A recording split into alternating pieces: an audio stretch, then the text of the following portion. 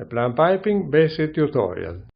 This video shows how to purge definitions of lines and equipments that were deleted using the erase command of the CAD system. This is exactly what we are going to do in this example. Let's suppose we need to delete all lines of 1 inch. The best way to do this is to set all layers off and set on only the layers of those lines to be deleted. We select the 1 inch lines and set them on. We delete all these components. Remember that the plant is 100% compatible with native commands of the CAD system.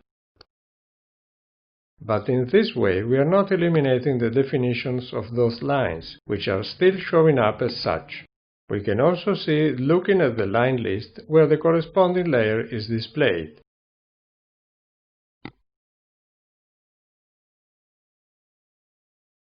To delete definitions of lines, as well as of equipment, that do not have elements anymore, we can use the Line Equipment Definition Purge option in the Line Utilities menu.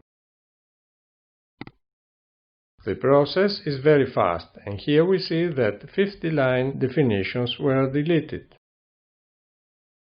We can check that those lines are no longer present anymore.